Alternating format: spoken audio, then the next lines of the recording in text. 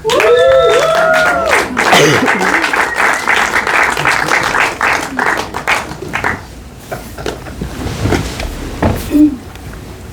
Hi, I'm Andrew. Hi. Nice to meet you. Oh shoot, there are only 3 chairs. Oh, Thanks, Dan. That's right. I'll no, you sit. I'll stand. I mean, trust me, for the framing, it would mean a lot. Wait, this was very fun. It's the kind of movie I grew up loving and wish they made more of, like this very practical splatter fun, so thank you for making it.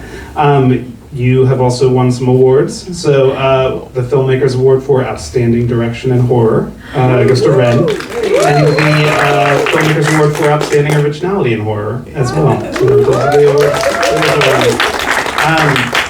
But yeah, so I always love starting these things just knowing like how projects started. And obviously we have one mic, so you can just share, and whoever has just jump in and we'll figure it out. But yeah, I would love to know, I assume this was based on this true story. Yeah? Yeah. But yeah, I would just love to know like where the seed for this idea came from. Oh gosh. I worked like 2 days straight without sleeping, and then I got a massage and I fell asleep on the massage table, and as I was falling asleep I thought of this idea. Did it arrive fully formed? Yes, actually. I did not make a lot of changes. Yeah. Not sure why it came to me, but it came to me intact, and I stayed pretty faithful to that idea. That's amazing. Cool.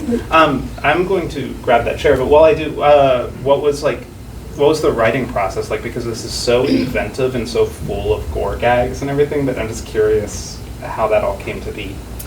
So the initial idea didn't have any it ended with everybody dies. So I had to go back and think of like the most fun ways a cake could kill a bunch of millennials / Gen Zers. So, and also what we could do, you know. So, yeah. Very cool. Also, sorry, I got thrown off by the chair, so I forgot to do the important part. Can you all introduce yourself and your role in the project and how you came to be involved? I'm Ren. I'm the writer-director. I'm Brianna. I'm a producer on the movie, and I came to be involved because Ren's my friend, and I produce stuff. She wants me to do it. Hey, I'm Christina, and I was an actor in the film. And I think it came about, I don't know, a DM. What do you think? I think a DM. I think so. It was pretty hot. Yeah. I'm John Michael, also an actor in the film, and nepotism. My sister's the producer, so I know. I auditioned, right? Yeah. I worked. No, I did. I'm not. I worked hard.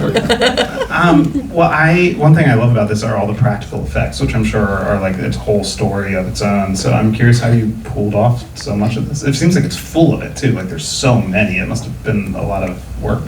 Yeah, lots of puppets.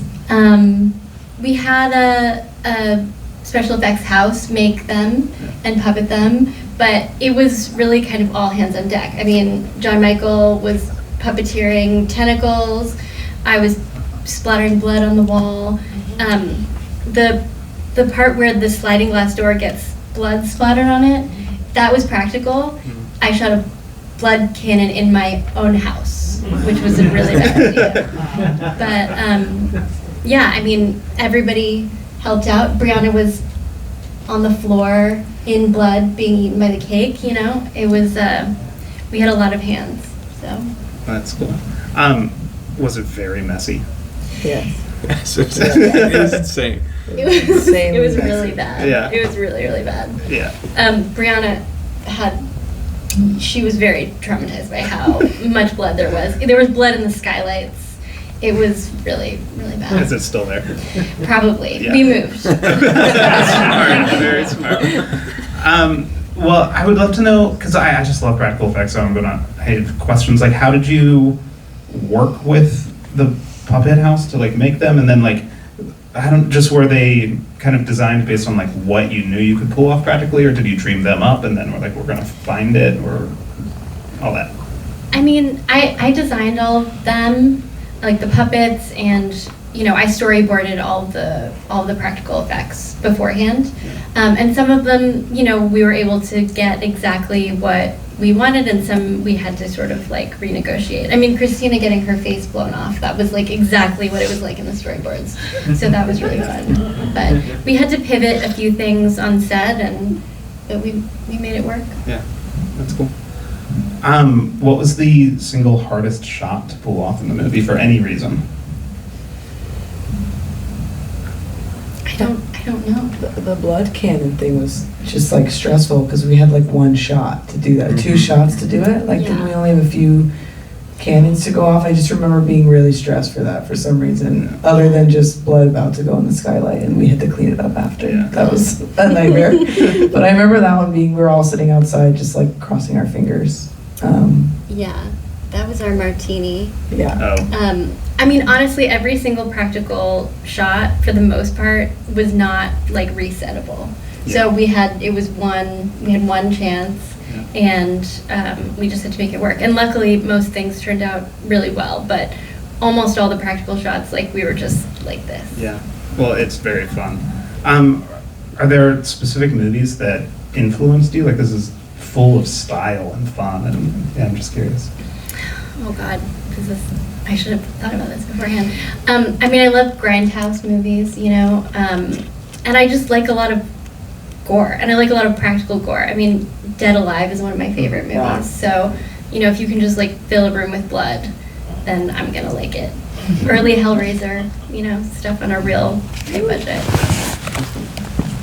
How was it as actors to be a part of something with like so much puppetry and so many practical effects?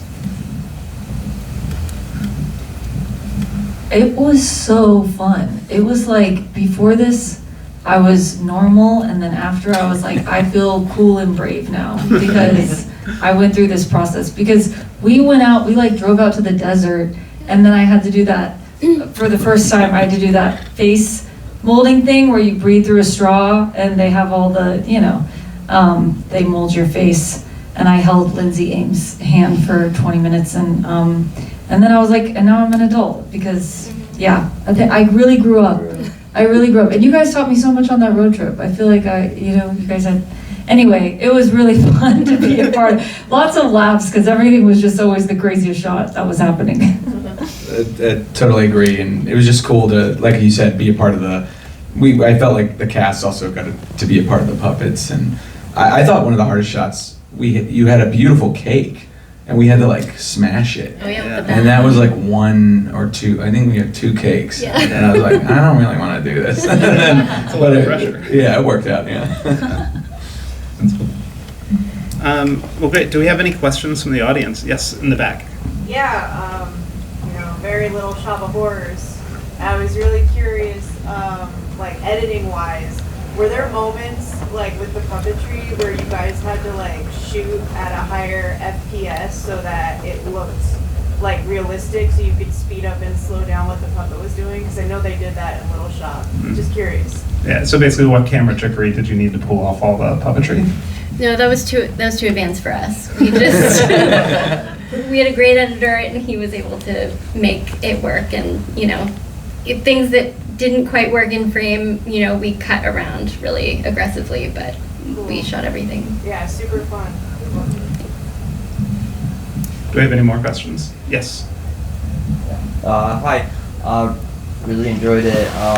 I've written a thing recently with like a lot of puppets, and I'm wondering, did you do anything before this with puppets, or was this your first foray? I was a puppet novice, so You came to it new to puppets. Yes, yeah.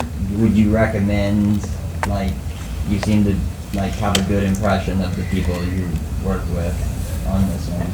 I mean, it's tricky.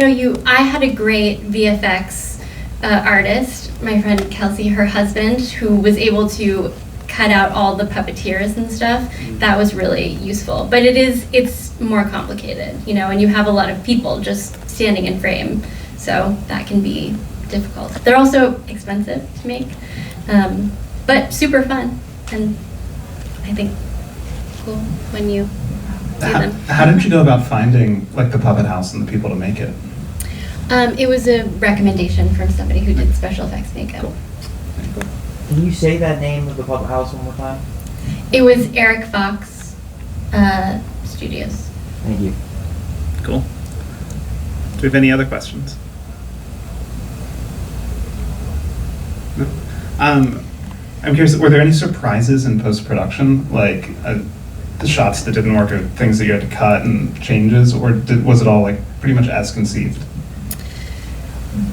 Oh, that's a good question. I think we didn't get necessarily every single thing that we had planned on getting, but I have a really great editor who was able to kind of put things together to make it work.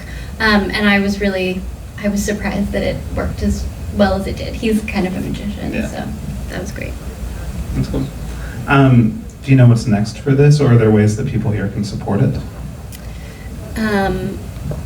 We have an Instagram, The Candle Short. It's having a really great festival run.